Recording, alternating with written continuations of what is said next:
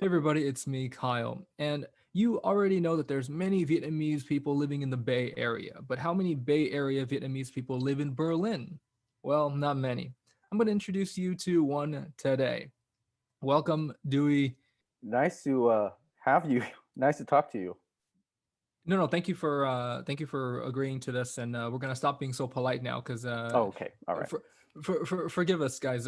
This is one of the first episodes I'm doing, so I'm a little bit rusty at this, as you can tell, talking to a camera like this. But let's get straight into it. Now, Dewey, let's talk about your name, because believe it or not, my parents wanted to give me the name Yui as my Vietnamese name, uh, Wow. and so there's always like kind of like this um, English pronunciation versus the Vietnamese authentic pronunciation, right? Like for example, my last name Le, I grew up saying Lee.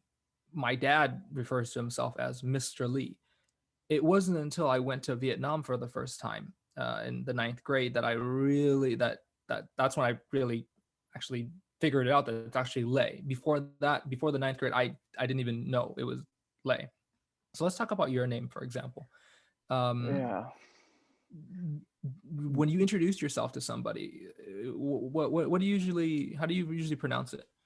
You know, this is a really good question because for, I don't know, 20 something years of my life now, I still am trying to, not maybe, yeah, 15, 20 years of my life living abroad and away from Vietnam. I never thought that this would be like the most complicated thing to explain. But Yui is a very common name, especially Yui Nguyen is a very, very common name in Vietnam. And so when I was born, my mom was like, "Hey, I don't want to give birth anymore. I want you to be the last and the only final kid." And so that's why they named me Yui, because it's like Yui Nyuk or something like that, which means like the only one.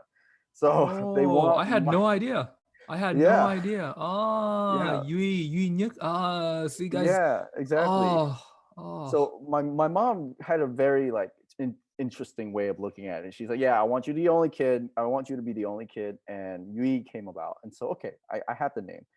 And when I came to America, I remember when I first went into sixth grade, and they asked me, "How do you pronounce your name?" And I was like Yui, and they couldn't pronounce it, so then they just said Dewey. And then to me, Dewey sounds like a very Americanized way of saying my name. So I said, okay, Dewey is fine. Yeah, call me Dewey. So every single time that anyone asked me in Germany, in America, anywhere, I would say Dewey. Unless it's a Vietnamese person, then I explain it's Duy. Or if they are a Northern Vietnamese, which there are a lot of Northern Vietnamese here, I would say Duy. So Duy is actually how my family calls me, but because I'm from Bien Hoa, like your hometown, I get a mix of both like north and south, so I can flip between the two whenever I want to. And so to a lot of Germans, I would sometimes say Zui, because Zui is somehow sounds easier for them to say. But for the most part, I would say Dewey. Dewey is my like go-to name. And plus Dewey somehow has a ring to it, and a lot of American love that sound. They're like, oh, Dewey, Dewey's a pretty cool name. I get that so many times, and I'm like, okay, great. I remember that we had a substitute teacher, and he would go over the names of the students, and it'd be like Jessica Lee, Kelvin Lee, Kyle Lee, and I'd raise my head. No, sorry, it's Lay. So, what do you think about actually making the effort to correct, Westerners or people who are not Vietnamese, into being able to pronounce wing? Because again, I'm a little bit biased. Yeah. So, I mean, it's easier for me to pronounce it, right? But I mean, if we don't correct them, then are they always going to say faux? Why can't they say pho? Why not make a little bit more effort, right? Yeah. Um, it depends on the word. How about that?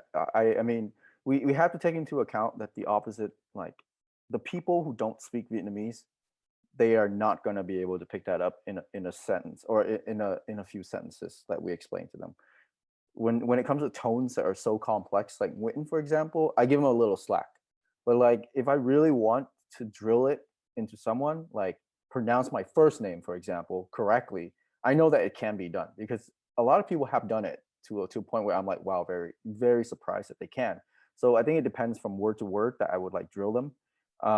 But to be like all the time, to be like saying you have to say my name right all the time, you have to pronounce my words all the time, I I get tired of it.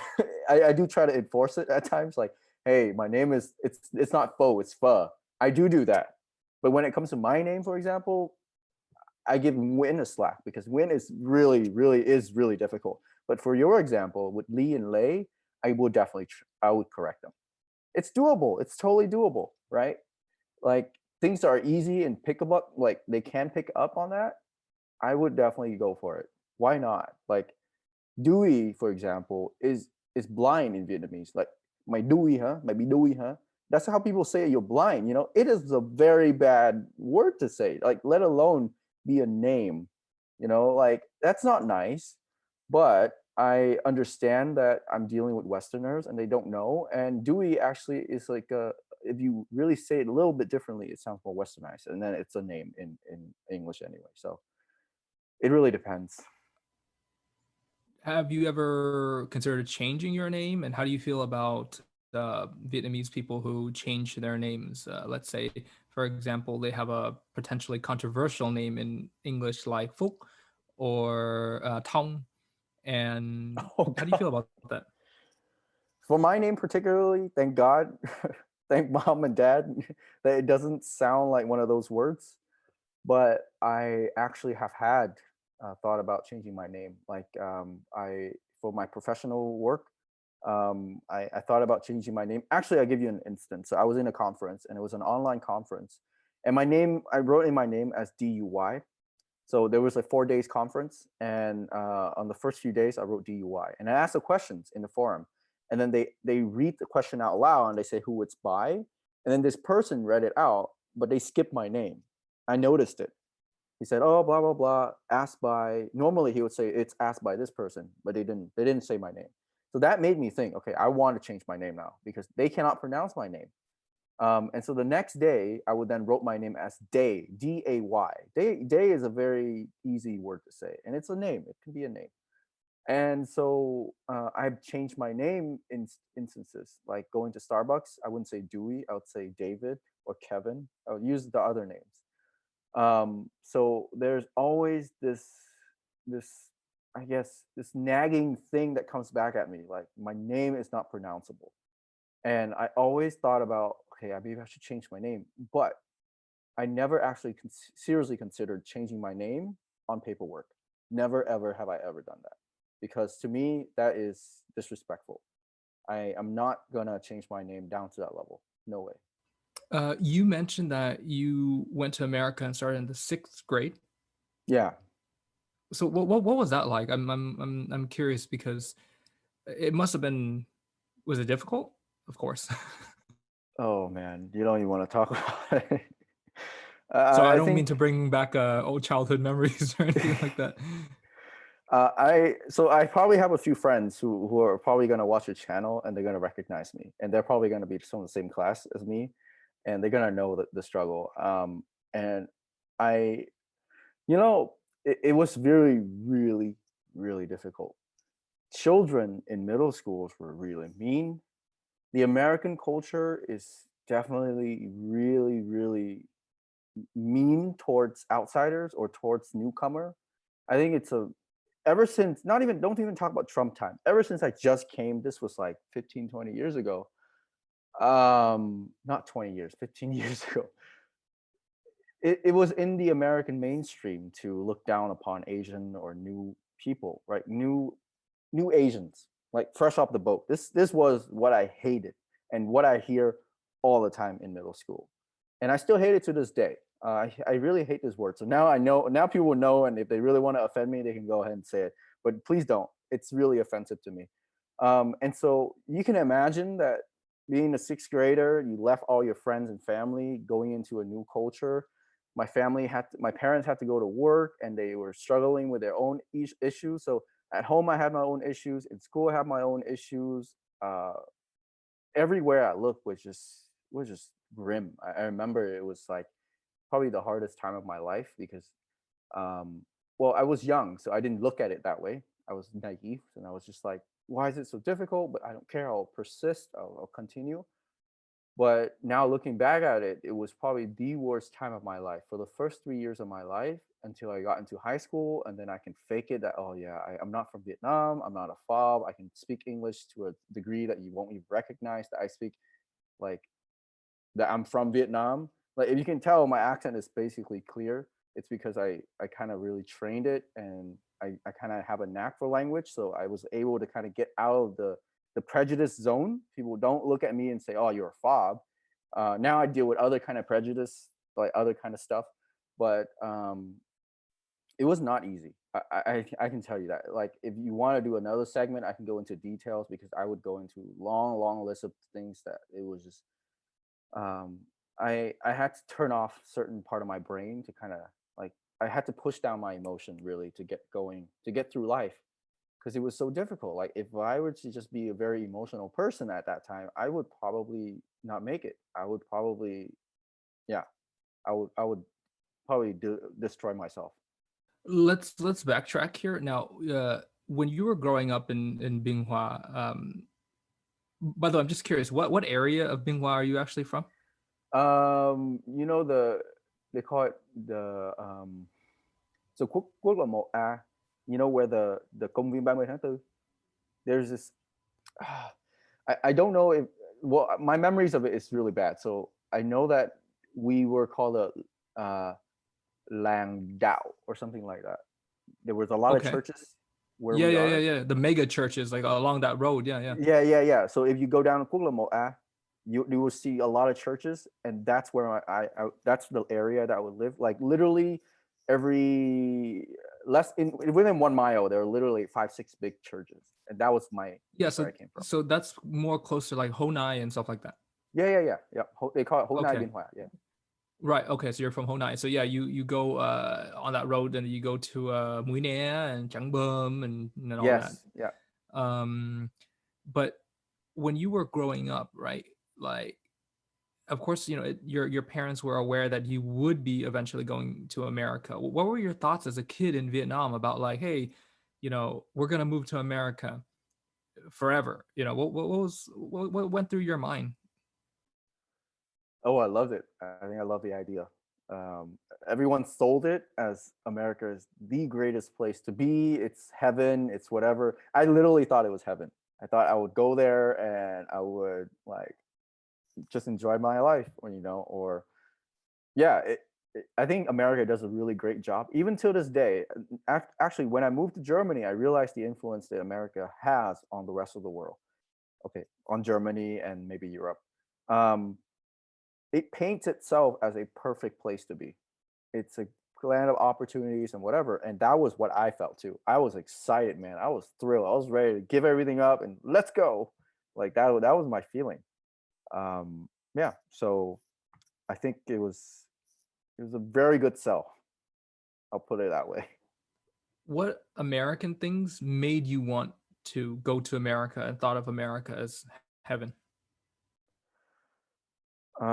At that time or now?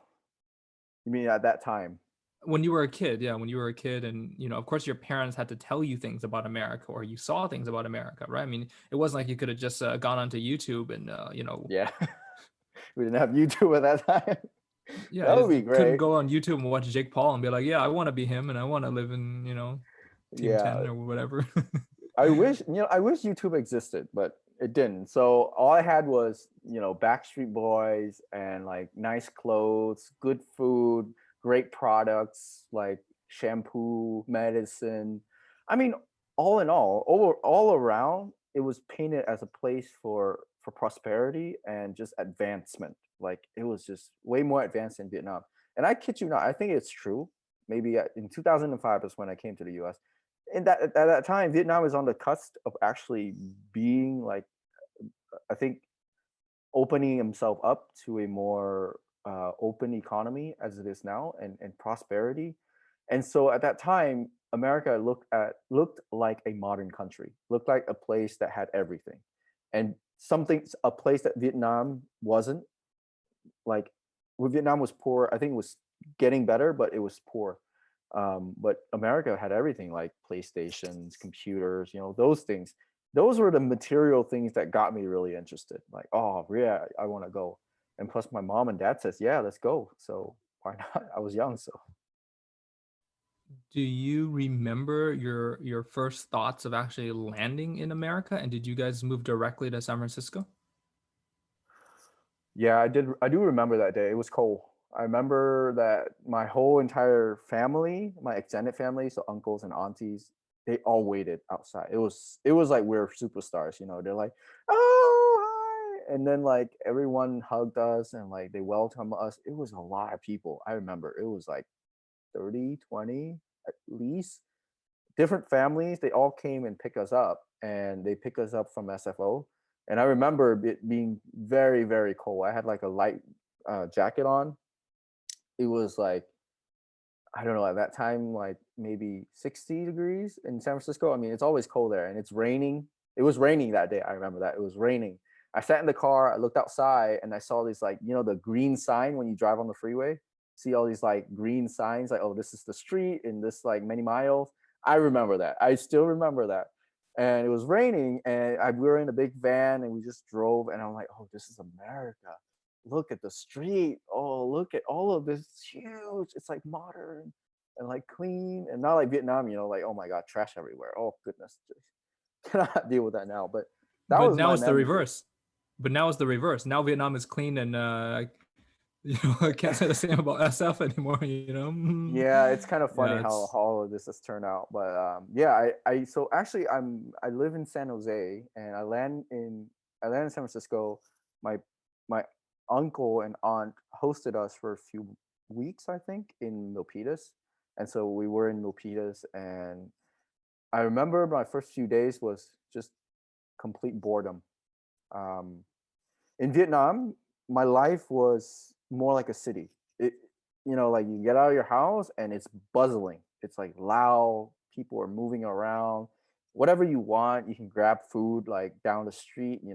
Here you need to get a car. You need to ask for permission. It was a totally different lifestyle, and I had to admit I'm not fit for that kind of lifestyle. Even to this day, I find that to be a bit too claustrophobic. I feel like I'm too limited. I just want to walk outside and just be somewhere. I don't have to step in my car and go somewhere. And so the first few days in America was really a shock. It was boring. I remember that. It was cold, boring, and very sad. Not sad, but like very slow. It was just too slow.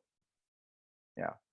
yeah. You were like, where's the Backstreet Boys? Like when we grow up as Vietnamese Americans, everybody goes through like this identity crisis thing. I mean, that's Yeah. why a lot of people follow me, I guess, is that we try to kind of disassociate ourselves from our cultures because it might embarrass us because of things that our parents did, like for example, my dad used to blast like Gai Lung in Paris by Night, when he dropped me off in front of the school, in front of everybody lining up to get in, and I would be so embarrassed. And then now I'm the one bumping Vietnamese music in the car and singing it and learning karaoke. I'm the one who really, really likes it now. So we all go through this kind of like cultural acceptance and then admiration and then pride, as we get older. But I Yeah. think a very kind of like a moment that kind of made me feel uh, like I didn't want to be Vietnamese when I was younger was I remember one of my teachers actually yelling at two Vietnamese kids who just came over. And she said something like, "Oh, we don't speak, that language here. We only speak English," and it just kind of embedded itself in me because I didn't want to get yelled at.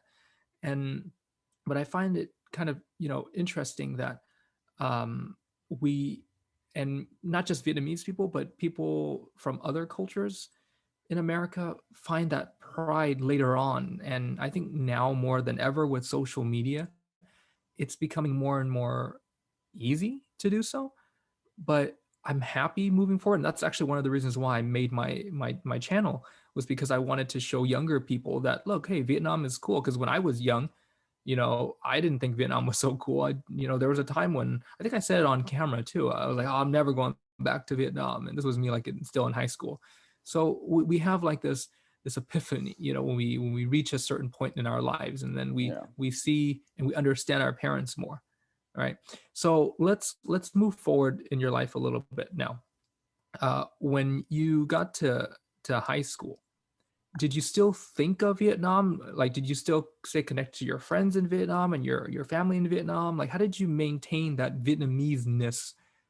Uh, Wow, I would have to say I didn't. Straight up, I think this was a mistake from from my side to not maintain a lot of connections in Vietnam. Even to this day, I don't talk to my cousins or my old friends in Vietnam. I'm just too different at this point. I think there was a period of I remember a moment in my life where I made a mental switch. I had internal struggles to be Vietnamese, but to be adapted to a new environment was too hard. So I said, okay, I have to switch. It's either I go full Vietnamese or I go full American. And I made the switch to go full American. Like I will turn off my Vietnamese side and go American all the way. And this was sort of like my way of dealing with my own struggle. And so during the high school time, I didn't have a lot of I didn't want to associate a lot with people back in Vietnam or like uh, anything Vietnamese in general. Even I remember in high school there would be like the VSA or something like that, the Vietnamese Students Association. I think that was it. I didn't want to be a part of it. I was just like, no way, no, no, no, no, no. I don't want to celebrate this culture. I was in a way, it hurts me to say this, but I was ashamed of my own culture. Um, and I went full Vietnamese again after I went to Europe and like actually have my own life. That's when I really refined my identity. But at that time, the only thing that was keeping me grounded and rooted was my family. My parents are Vietnamese. My cousins, they're Americanized Vietnamese. Actually, my group of friends were Americanized Vietnamese. So or Americanized Asians and Vietnamese in general. But that's how I kept myself in touch with that root, that side of me. I mean, my family, the food we eat, the things we talk about, the holidays that we celebrated. That's how I kept myself from going too far into and get lost into the American culture and just be Americanized only. you shouldn't feel embarrassed at all because a lot of people go through the exact same thing. And back to what you were saying about making that decision, either being American or Vietnamese, my dad felt the same. I mean, he didn't even want me to learn Vietnamese. He never really wanted me to go to Vietnam. Even as a kid, we only went. My mom took me because they wanted me to meet my grandparents. My dad was always worried that if I stuck to the Vietnamese culture too much, if I speak too much Vietnamese, I wouldn't be able to speak English. They were afraid of that. They're like, well, we speak Vietnamese at home. Is he going to be able to learn English in school? Is he going to be able to you know uh, be like other students? So they were very worried about that. Um, and even when they put me into a Vietnamese Sunday school to learn basic Vietnamese, it was because my aunt pressured them to, not because they really wanted to. And I really wish I would have paid more effort, paid more attention, and had more effort.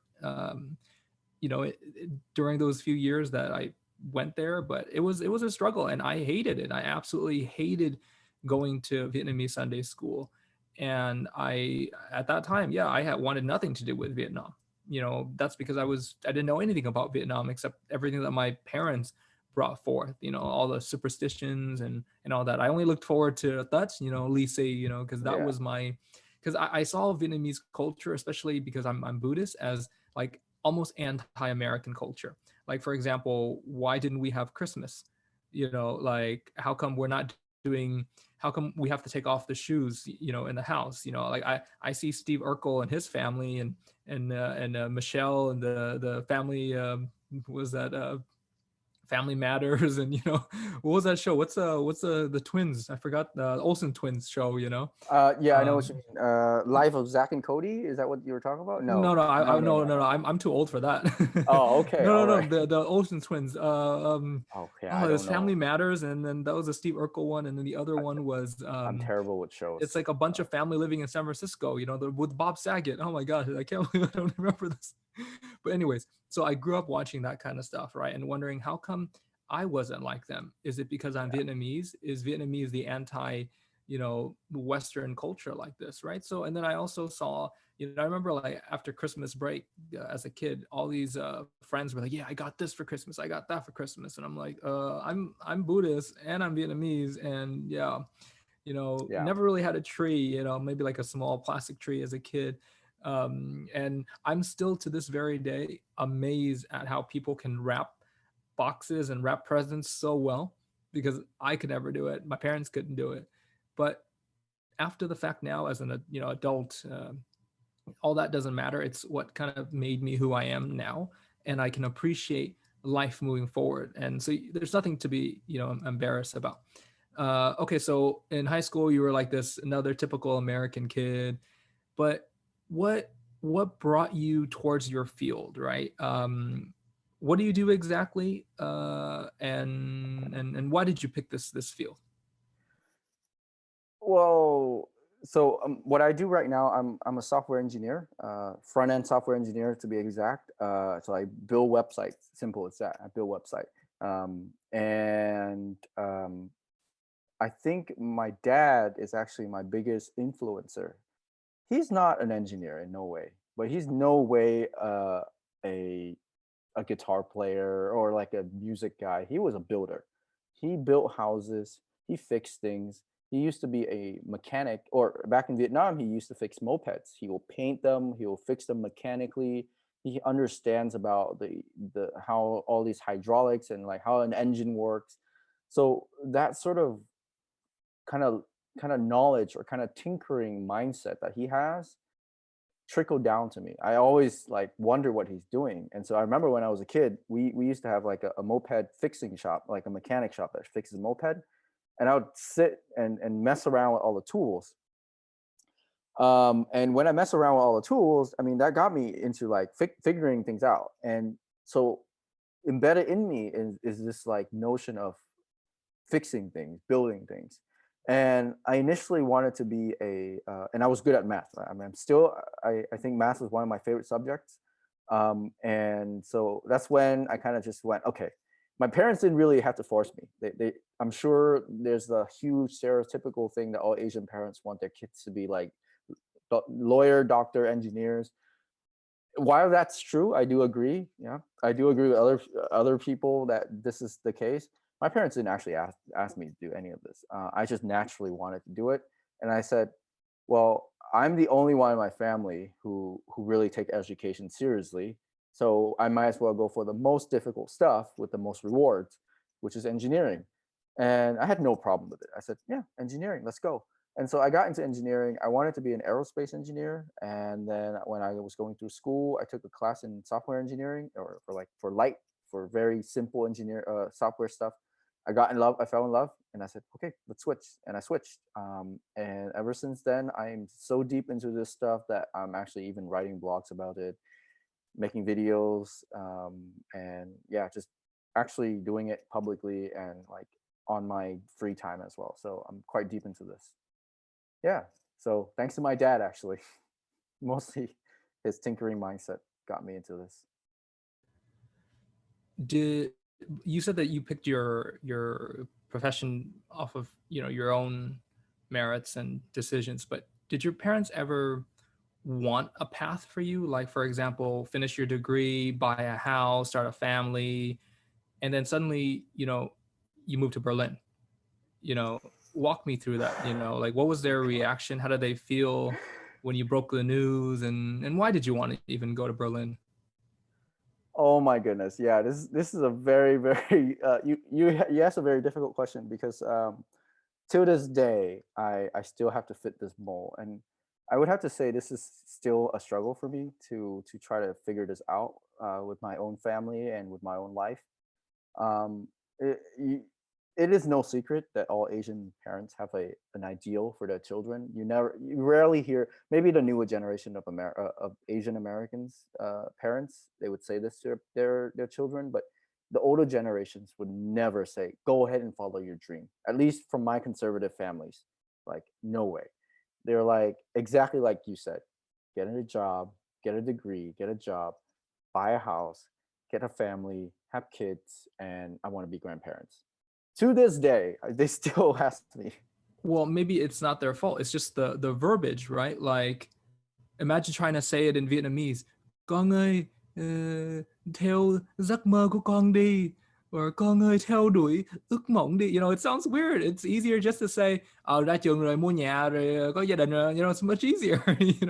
It's much easier to say it like that. No, I don't think so. You can find ways to message, to send that message. You can say, I don't know, like con muốn sao, con muốn sống làm sao thì con tự chọn đi, or something like that. I guess yes. Within, you never hear that. It just sounds strange. I know what you mean. It sounds strange to the older folks. It's just impossible. Um, but I think my parents still have this like imposing view on me. They don't force me, of course. I mean, I'm so independent now that they cannot just say you have to do this or we'll just own you. They cannot, because it's just not going to happen. But they have a very light touch of, like, a very delicate way of pushing me to like follow what they want.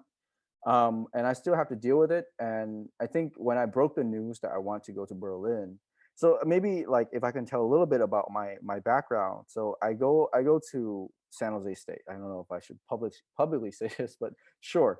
I go to San Jose State. I live in San Jose, and as you can see, I mean, the name of the college is literally the same name as my city. I was claustrophobic. I was living in the same city that I went to college with, grew up in, and I was just tired of it. And so I wanted to go somewhere else, and I initially wanted to go to New York City or San Francisco, still within the US, right? And just it just happens to be that someone I worked with in San Jose State was moving to Berlin, and they wanted me to come along because we work well together and we had a good history. And so I said I'll give it a shot, and I gave it a shot, and I got it. And then now I have to bring it up to my parents, like, um, I want to go to Berlin just for a year, just for 2 years. I have to lightly say it to them, and so luckily they know my personality, and so they said, okay, we'll let you go for a little bit, but you have to come back. I said, okay, fine. Well, it's been almost 4 years, and I'm still here, so I'm not sure how to deal with the next step. So yeah, Do they ask you, hey, when are you gonna come back? When are you gonna all come the back? time, all the time. I think they are one of my biggest headaches because I don't want to disrespect them. I don't want to hurt them. But at the same time, I don't want to be unfair to myself. So there's a constant struggle of how do I appease them, and at the same time, how do I continue to live the life that I want to live. It's I kid you not, every single time we talk, 50% chance that they're going to talk about it. And I avoid talking about it as much as I can, or I avoid talking about my future career plans because they're not going to like what I say. So I don't want Yeah, to hurt them. so like a typical phone call would be like, Duy hả, con khỏe không? Dạo này làm sao rồi? Nào con về? Nào về Đúng Mỹ? rồi, đúng rồi, đúng rồi, đúng rồi. Yeah, um, that's it. It's just like that. Like you explained, like, when are you coming back? Do you want to buy a house here? When are you going to have kids? You need to set roots here so you can have a family. Yeah, it stressed me every out.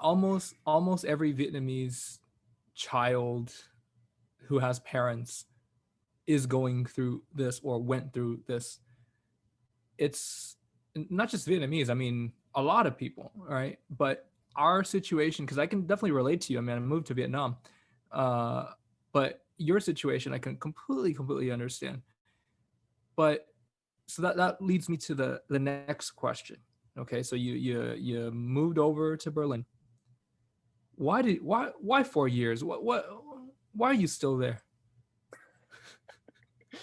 Yeah, that's a good question. Okay, let's just put it this way. I mean, my first year was a revelation year. What I realized was that when I was in the US, I had a huge covering on me. I had a lot of things about me that was like more modified, influenced, changed to a way that it's not me.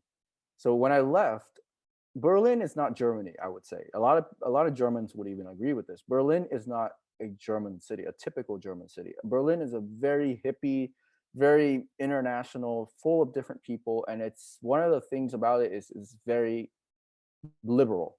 People can be anything they want. I mean, I literally can wear my hair down, not even do anything to it, and walk outside, and no one would give a damn, because it's normal to be just kind of like looking like a hippie or just acting weird or doing whatever.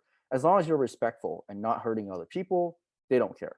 And so that's what I enjoy in my first year here, and I still enjoy that here today. And so after that first year and the second year comes around, I was able to kind of like lift all of these imposement up and just be myself. And then I began to see the world a little bit differently. I began to like talk to other people, or I've been talking to other people, but like their point of view starts to make sense to me. And I realized how conservative I was, how Americanized I was, and how it's not really a way of living that would satisfy a human being, at least for me. In America, there's a huge focus on money. It's all about money. It's all about consumerism, which makes sense because that's the culture, that's the society, and this is the government. It's all consumerism. You have to make money. You have to spend money. You have to pay bills. You have to make more money, and you just have to make money, money, money, money, money. And living in Berlin taught me to look at money as not a priority, but only as a necessity. And once you've reached at a certain point, which is here, it's very low. Like you make just like, I don't know, a certain amount and you're fine. And after that, you spend your money on anything else but going to work. So I learned to put a hole or like slice through my day or slice through my effort in life with enjoying myself versus working or finding money or doing the next startup. That was really stressful. In America, that was the most stressful thing. I come from the Bay Area, which is like a very tech place. The mentality there was just work, work, work, find the next, like open the next company and like doing the next startup. That was stressful. I don't know about anywhere else in America, but that was too stressful to me. And when I went to Berlin, I unwrapped myself and I just go, okay, now I can really enjoy life. And I think one of the biggest things about living in Berlin or in Europe is that the economy is great. Um, and it's not like a society where you have to, it's not like the poor country. It's not like a poor country. So you have the ability to travel and experience life in a first world standard without the stress of America. America is a first world country, but it is not the first world experience to live in. It's more of you don't make money or then you die, kind of a thing. It's very cutthroat. Here I get to be a little bit more relaxed and I can plan my life and I can actually have time to delve into cultures and other things besides just making money. So I think that's why I'm still here. But I don't know. I don't know. I might be somewhere else soon. So the lifestyle is just much better in Europe, and I've said this thousands of times, and that's why I want to move there too. I mean, um, Dewey and I talk all the time about how I should move over there and how I need to get out of here. I agree. Right before we came on, Dewey mentioned something to me about rent in Berlin, which shocked me. Uh, let's talk about that again, real quick. Okay. So Berlin is in a very unique place. Berlin is known to be a very liberal city, and they hate gentrification. There's a lot of people who are against it. I wouldn't say I'm an expert on this field. I'm just a beneficiary in this current situation. Maybe I'm part of the reason why the Berlin is being gentrified, but let's not go there. So I used to pay rent at a ridiculous rate, and so they just recently passed a law where they cap the rent to the area that you're living in. So certain contracts. So if you live in an older building and you have a contract before 2016 or maybe like I don't know, something about an older contract, living in an older building, that your rent has to be controlled, and that control that limit is based on where you're living. And so you could currently before I was living next to neighbors who were paying half of what I paid or even a third of what I paid, but I was paying like way higher. And so and they recently passed a law that make this for 5 years that everyone who fell into this category of living in an older building and hit certain criteria in their contract, they get a rent reduce. So my rent has gone down to half of what I used to pay, and I kid you not, it is not more than 1,000. And I live in like uh, for the American folks, my in meter square it will be 55 meters square. So I don't know what that is in square feet, but yeah, that's currently my living space, and I Well, I share mean, with another person. I've been to your apartment. It's quite roomy. I mean, for the price that you're gonna pay is ridiculous. You know, when I heard it, I was like, yeah, you know, get me a plane ticket. You know, I got to get over there ASAP. Yeah, But is it because of COVID? no, no, this was planned way before COVID. COVID came, so this was talked about a year before, and I guess it doesn't matter if COVID was COVID or not. They don't care. It wasn't because of COVID. This was gonna happen anyway, regardless. Well, actually, now that I mentioned that, let's just dive into that really quickly before we head back. But how has it been? I mean, like, what's the general, you know, feeling over there about it? You know, the lockdowns, et cetera, et cetera. For the most part, I would say it's conformity. I mean, we see the contrast between America and Europe. Um, for the most part, at least in Germany and Berlin, it had been conformity. People conform and they listen, they follow the rules. So the police didn't have to do too much. There were definitely protests. There are definitely extremists who don't believe in it or who didn't want to listen and didn't want to wear a mask. Like that existed, but for the most part, people follow the rules. So we were doing fine until recently, until winter time. I think it's just the nature of the cold of the weather here and the area. It's really cold outside. It's 0 degrees Celsius, 32-degree Fahrenheit for the Fahrenheit folks, and it's cold as hell. And I think in America too, like East Coast or something, it's also just as cold. But somehow it's really bad now. And so the city is going to a really strict lockdown, like way more strict than before, where I think you can only step out of the house if you're doing like grocery. Otherwise, you're not allowed to, or something like that, or going for a Are, walk outside. I don't know, but are restaurants open? no, no way. Bars and restaurants been closed for months. Only delivery. Gym are closed. Everything you can think of most likely will be closed. Like post offices open, maybe. Hair salons are now closed. Um, yeah. So let's dive back into the whole Vietnamese discovery thing, because you mentioned that it wasn't until you moved to Europe that you really kind of found yourself, right? Is that how you found me? How do we know each other? I think that's how I found you. Yeah. I remember I just moved to Berlin and I didn't have any friends. I mean, I started over. Basically, this was Vietnam to America #2. So I felt the exact same way. It was just the exact same thing, rinse and repeat. And so I knew that the first thing I need to do was learn the language and look for friends. And so I was learning the language, I was looking for friends, and then I was watching your video, and I saw one of your videos, and I don't know how recent that was, but you were like, if you have a story, reach out to me. I did, and that's all I did. I said, hey, I think I have a very unique story. If you're interested, come by. And I think we meet a year later. I think a year or 2 years later. I don't remember, but we meet. That's how we met. I just reached out to you, and I think I personally thought it was never gonna happen. Like I'm like, come on, Dewey. Like seriously, he's gonna talk to you? Okay. But you did, and I was so surprised. I'm like, wow, you're actually a very approachable person. So anyone who has a story, just reach out to Kyle. He will be more than happy to talk to you and like get to know you and yeah. I think I think we were just two lonely guys at that time.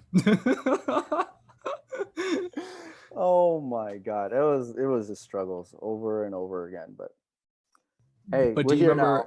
do you remember exactly how we met though? Because yeah, I think we communicated on and off for a little bit and then suddenly we met. Do you remember how? We were in Denmark, was it? Was it Denmark? Okay, okay. So I have to say this story was also crazy for me because I I never done a trip on my own before. So this was my very first adventure. I didn't I didn't stop working for 6 months straight. And here in Germany, you have to take a break eventually. They will not allow you to go for too long without taking a break. And so I remember I took the bus, the late night bus from Berlin to Denmark, about an 8 hour ride. The best experience of my life. I was on the last row. There was one other dude sitting on the other side. I decided to lay down. I slept and I slept well that night. And then they hop on a ferry. I got off the bus and I'm like, holy cow, there's a ferry carrying a bus going from one place to another.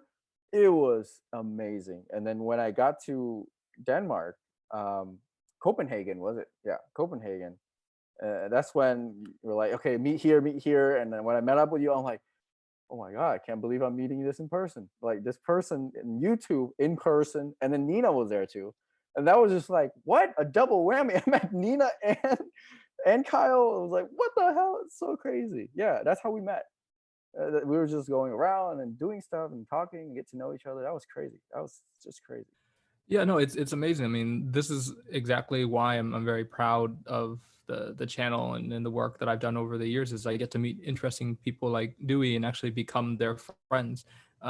Prior to this, I mean, in my previous life, I would never imagine hanging out with a guy from the Bay Area. You know, we got this NorCal, SoCal thing right here. You know, Rivalry. SoCal for life here. You know, um, but that's what is so amazing about the internet and just kind of putting yourself out there and bringing people together. And the fact that Dewey actually wanted to meet me. See, he sees it from his perspective, but I see it from another. I mean, it takes a lot of guts to, you know, come meet some random person on YouTube. You know, I don't know if I would do it. You know, I probably wouldn't want to meet me, you know, all that way, you know, taking an 8 hour bus ride. It's a lot of effort. You know, if I happen to be in the same city, yeah, maybe, you know, but that's what I really, really appreciate about Dewey. But we actually, you know, got to see each other uh, more as well, because I think one of the biggest struggles I have is with the concept of single serving friends, right? Like you meet somebody for one time and that's it. And I hate that so much, you know, like I actually want to build a connection and you know, more than just acquaintances and stuff like that, because, you know, it just kind of sucks to see them once and that's it. And you always wonder when you're going to see them next. Yeah. But with Dewey, at least we got to spend more time together, and we actually took other trips together as well. Yeah, I think we went to where was it? We met in Berlin. Don't forget that we met in Berlin, which is where I also met Din. That would be a story to tell as well. And then we met again after that to go to Israel and Jordan, and then I think we filmed a bit of stuff there. That Right, was and the that's trip of my that. life. Well, but see, that's the awesome part, because the fact that Dewey lives in Germany, it allows him time to travel, and the fact that all these places are nearby, it's not such a great effort to just pick up and go for a weekend, right? Like in America, even flying to another state feels far away. If I wanted to go to New York right now, it's a lot of effort. All right, but that's one of the luxuries about living in Europe, and that's why I so really, really want to be over there. You know, for one of those reasons. Um, but in terms of like just those trips that you mentioned, what other trips around Europe have you taken? I've recently, I mean, okay, let's not talk about this year because this year is like out of the question. The year before that, I make a lot of frequent trip to Austria, to Salzburg. This is a city known for salt. Salzburg is like the name of the city, and it translates to like salt mountains. And around that area is like a lot of like snowboarding or like skiing places. So the Alp, the big mountain, is right there. And so I make a lot of frequent trip in the winter there. And I don't know if I'll be able to do that this winter, but Berlin, in Germany, I've been to my Bonn. Bonn is I forgot the west Dusseldorf. That's what that area. Munich, I've been to, and then Poland, Italy. Where else? Croatia, the Middle East. That was the best trip, by the way. Um, in Europe, where else? Denmark. I haven't been to Norway. I wanted to go to Norway. Um, Where else? Oh gosh, Well, Netherlands. unfortunately, Kim is too busy these days Yeah. to host you. But actually, speaking of which, when Nina and Seb went to Berlin, you actually met up with them, right? And Oh you yeah. saw their baby and stuff like that. I have a That's so picture. interesting, and I love connecting people together like this. Yeah. Like it's just so fascinating to connect two groups of friends like that, and they actually, see each other without me, and they either talk crap about me or praise me, one or the other or both. Both. As long as they talk about me, I live on. Yeah. you know Yeah. You're important. You're but you shouldn't important. believe You everything live. Nina says about me. Oh, okay. All right. Good to know.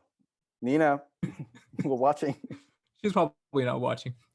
Oh, But okay. actually she should be on soon. um so besides traveling, what's some other benefits about living in Germany compared to America? Uh, I think the amount of days that I get off to actually travel. So one of the biggest differences between Americans and European in general is the amount of culture that they have here. Culture in a way of being exposed to other things besides just America. Uh, Me personally, when I was in the U.S., I thought America was the world. I thought everything worked the same way everywhere else. Um, and maybe that was just me being really young and uneducated and unexposed. But in Europe, you immediately have to be exposed because the country right next to you is literally a car ride of like 3 hours, 4 hours away or less, and you're in another country, they speak another language, there's another rule, there is another culture, different food. So you have a very easy access to learn anything, everything, and you begin to see the world a little differently. And I think that's with a lot of the things that I see now on the news about the US. Not to say that the whole US is like this, but I would say that a lot of people in America has not gotten a chance to go out because I think it is just too difficult anyway. Like here to America is like 10 hours minimum. It's crazy because here you take a train ride for 10 hours and you'll probably be at the other edge of Europe. A plane ride will be an hour and you're in like five, six other countries if you want it to be.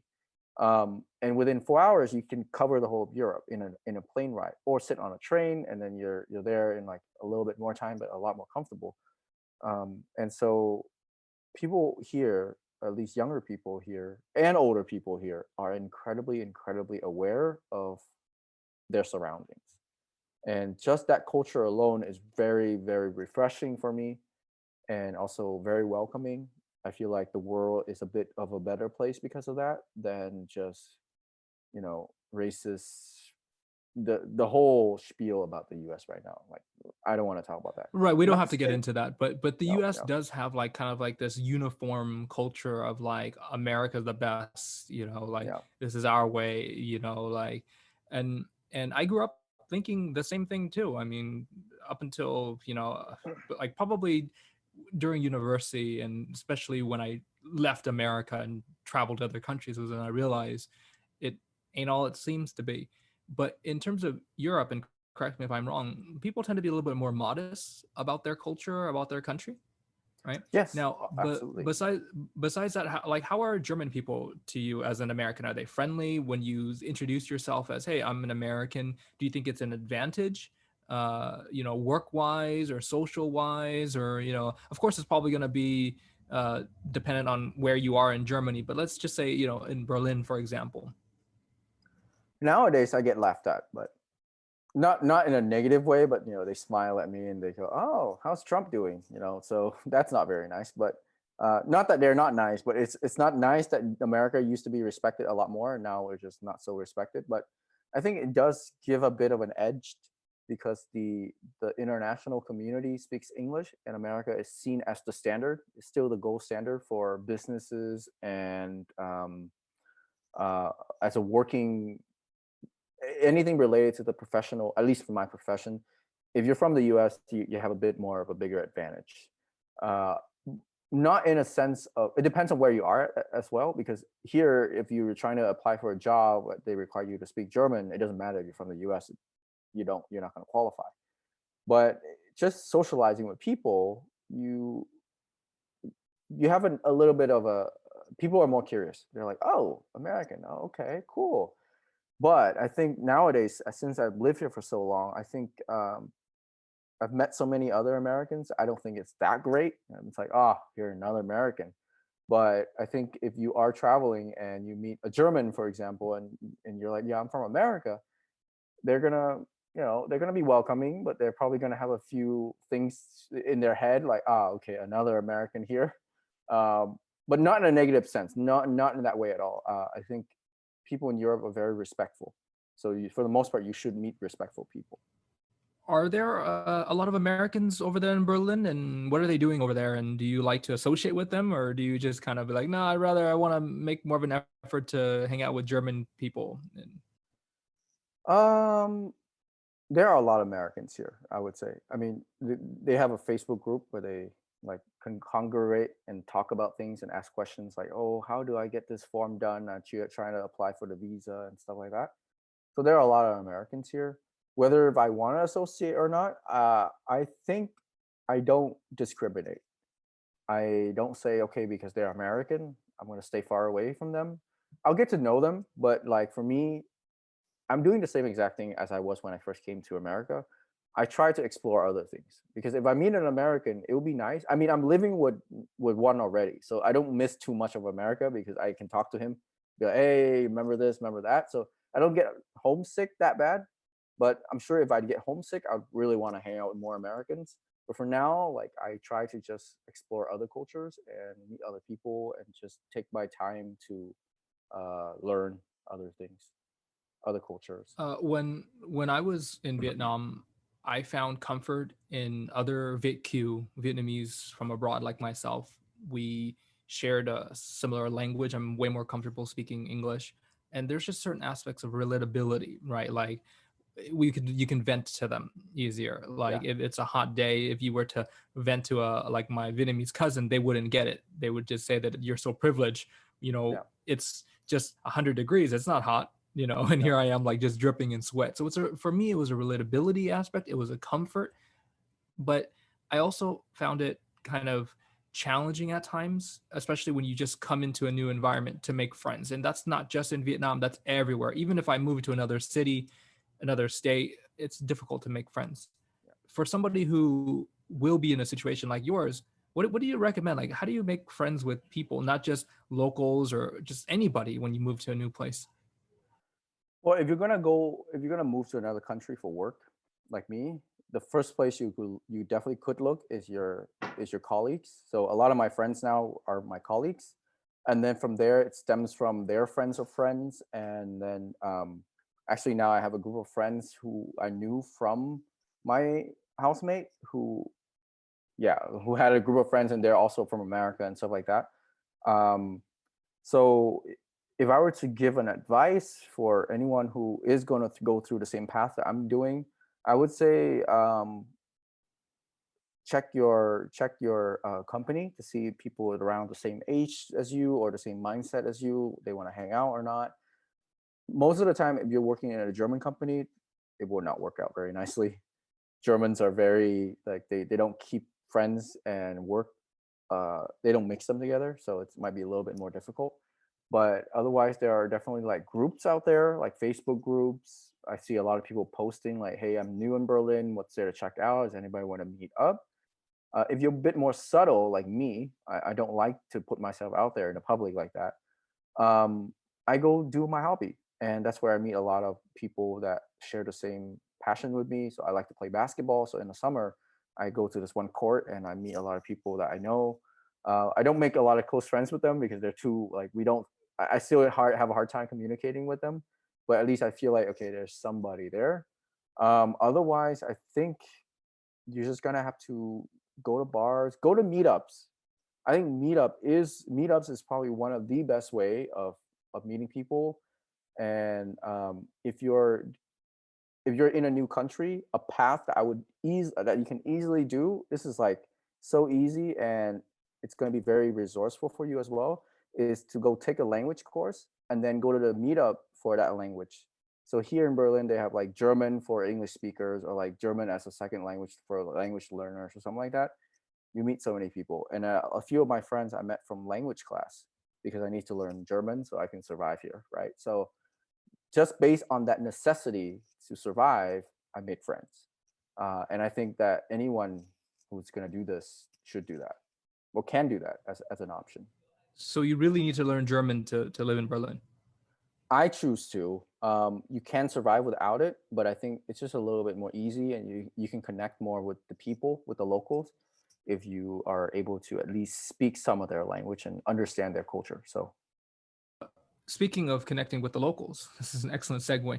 Uh, what's dating like over there? Like for a Asian American guy like yourself. Like, oh god. I mean, again, let's keep it PG-14. Yeah. Okay.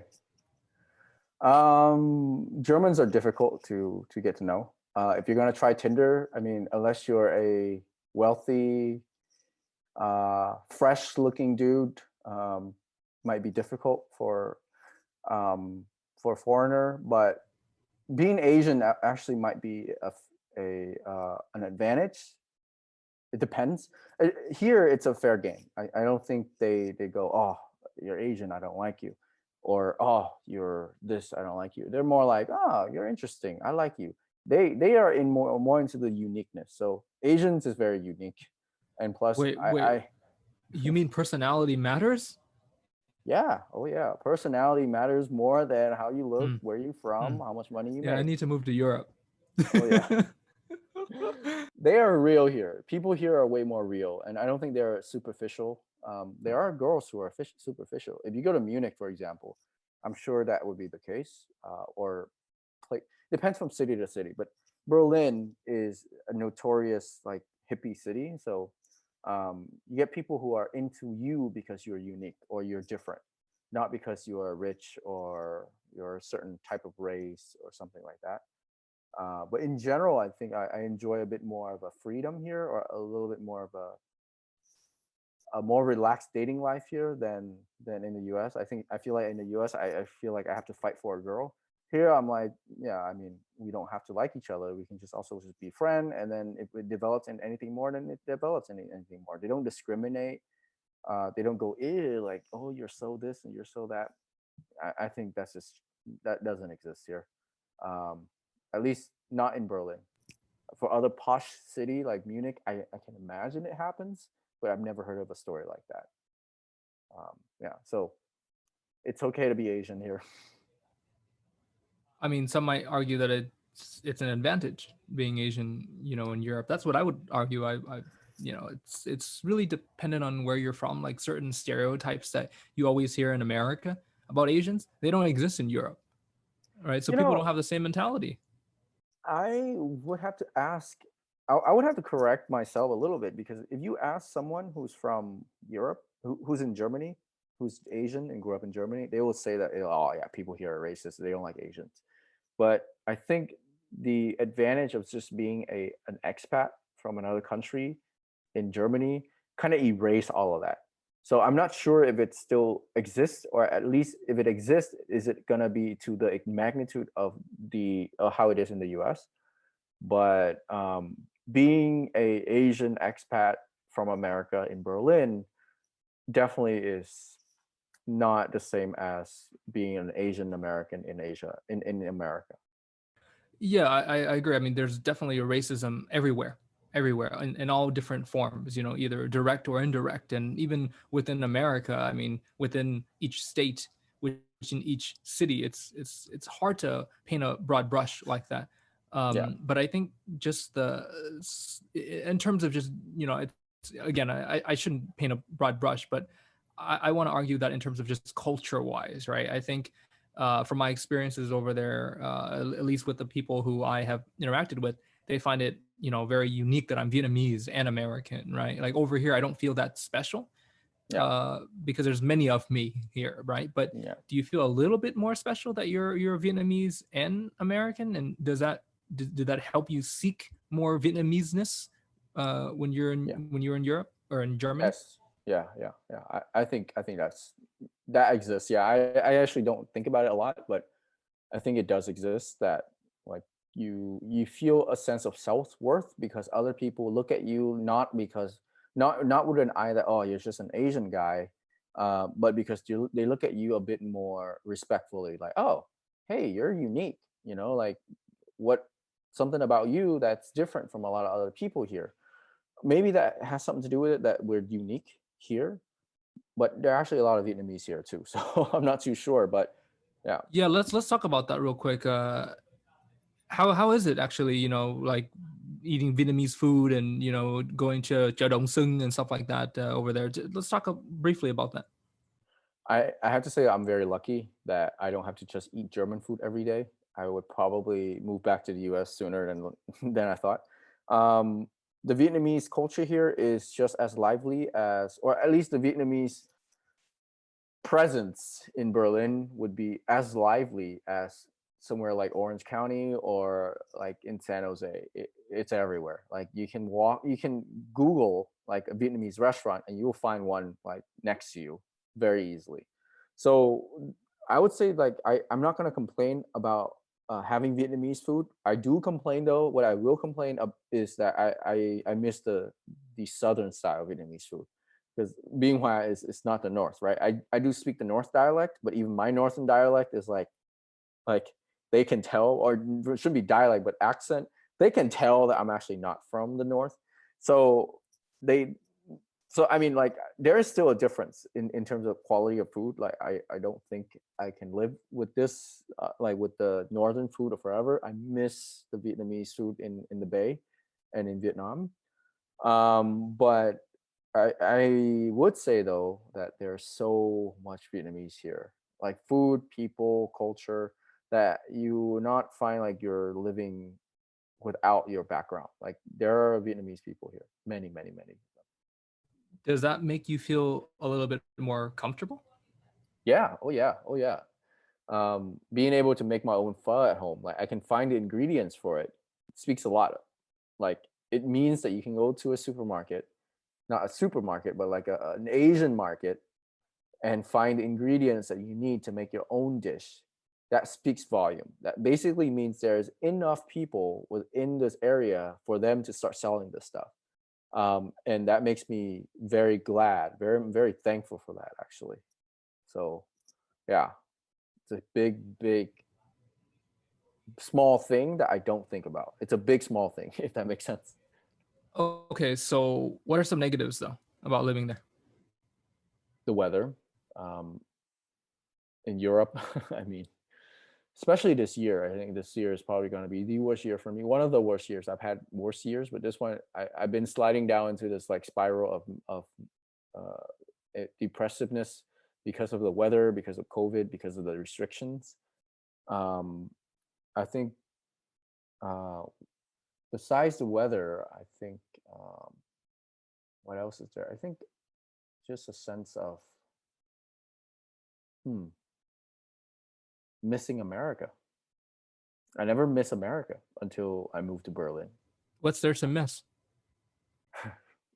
You know, the smallest things you start to miss, and you don't realize that you miss until you come back.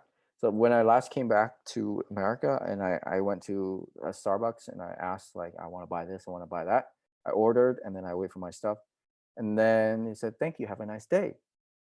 And I go, "Oh, oh, oh, thank you, have a nice day." Yeah, you as well. Right? Like they don't say that here because this is not normal. This is not normal culture. They do say it, but in a German way. Like they say like choose, like schönen Tag noch or something like that. But uh that's not America. I mean that's not like, oh thanks, have a nice day. Like the typical American way of talking and just hearing English around you, like the American English, not like German English or like other accents of English. You hear like normal American English around you, you go, oh my God, I miss this, So I think being homesick here is definitely an issue. And with COVID, it's like maximizes to like another level. Um, yeah, disadvantages. I don't know. It's difficult to say. Maybe not knowing the language, not being able to do something customized, like have your burger customized. It's it's still not. It's still a problem.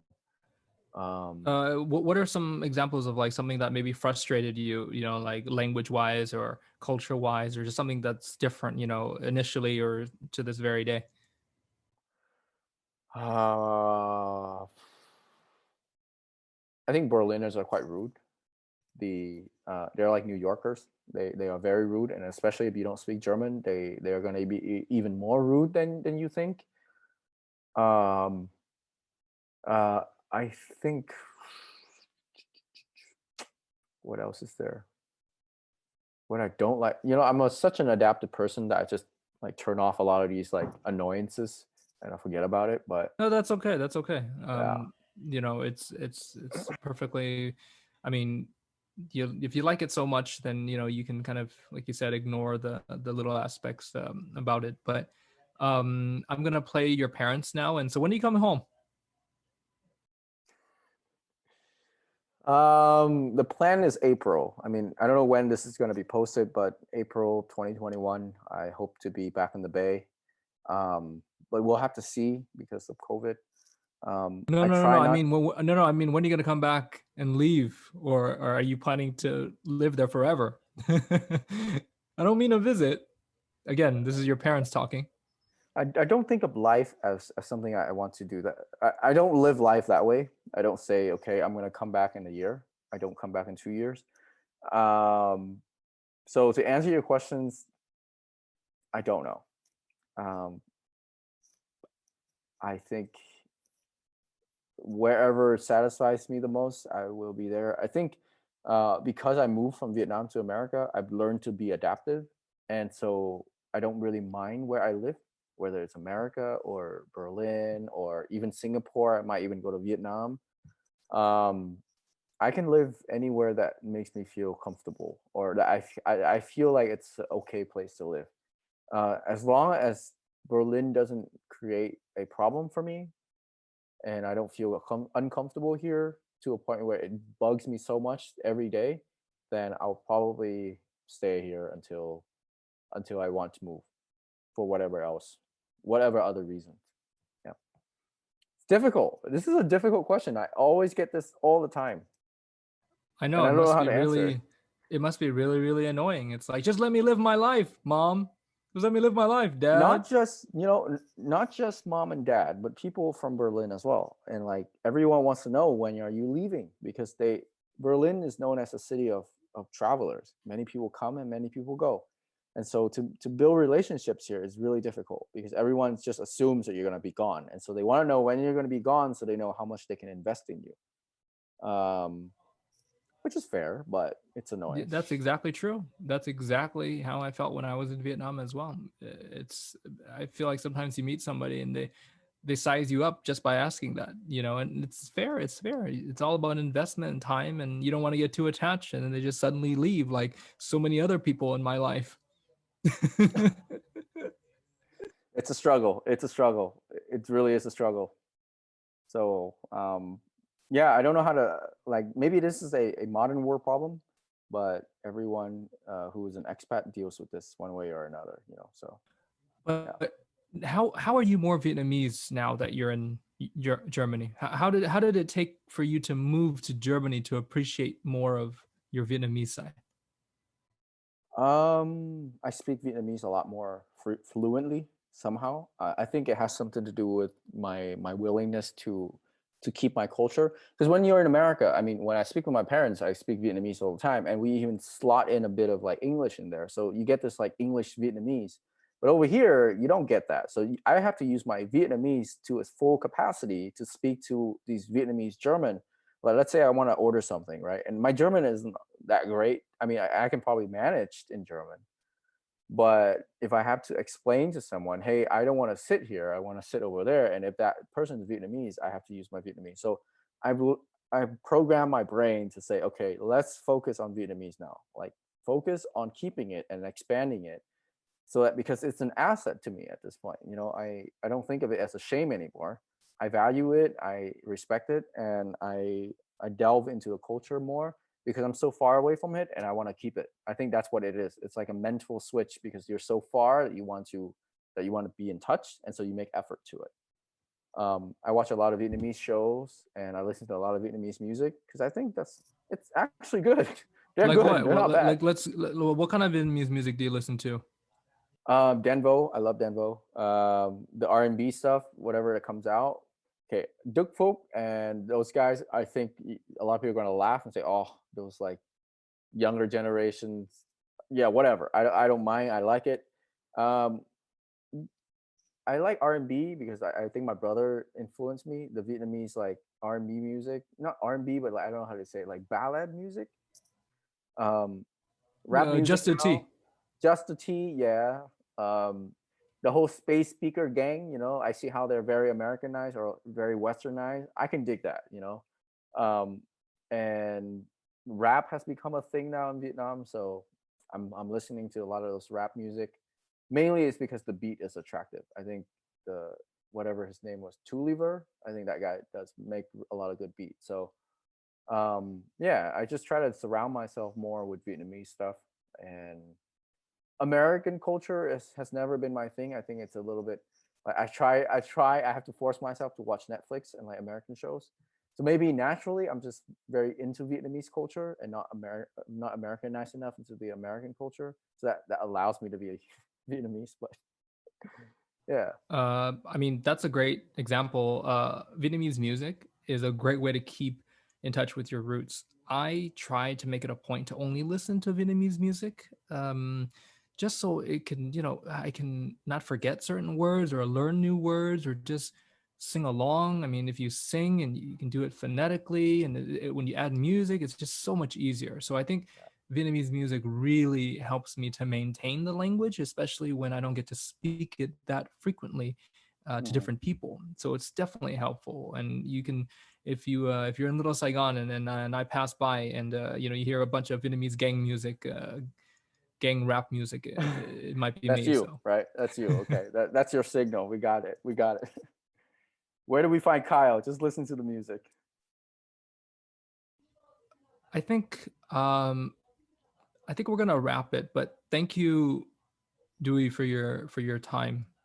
I Yeah. really appreciate this. Now, if anybody wants to reach out to you, do you want me to put like your contact, your Instagram, or your email, or something like that in the description? You can, yeah, put my Instagram on there. I think I don't have a public facing Instagram, but yeah, why not? Follow me on Dewey Decimal. You know the lame joke, the Dewey Decimal System. Yeah, that's my name. Yeah, I'll link it in the description below. But Dewey, thank you so much for spending a little bit of time with us. And any thoughts, any plans coming up? Anybody you want to say hello to? My mom. Okay, I'll be a very good Vietnamese boy. I want to say hello to my mom. Hi, mom. If you're watching this, hi, mom. But Hi I Dewey, want Nong Ye. I want to come back soon. Within this year, I definitely have to come back. I've been away from home for over a year now, and I really really need to like reconnect back with my family and my culture. I mean, my American part of my culture. So that's the definite plan. The undefinite plan would be traveling, potentially um, moving on up on life somehow. And within a few years, I don't know, maybe go to Singapore or Vietnam for the next part of my life. I don't know. I'm a very unplanned person at the moment because of all this COVID stuff. So, but definitely visit my family in this year. Yeah. Okay, thank you, Dewey, and good luck. And I will see you in Berlin, and I hope to see you in Berlin. maybe sooner than later, actually. Well, that's it, Yeah. guys. Thank you so much for watching this video. If there's anything, feel free to leave me a comment down below. Who do you want to see here next? Let me know, and feel free to reach out to me on social media. Goodbye for now. Thank you, Dewey. Have a good night, everybody, Thank you. or good Good day. night or good day. Bye. Bye bye. Say something in German. Bis zum nächsten Mal. It means till next time. Oh, nice. Yeah. Cool. Thanks for having me.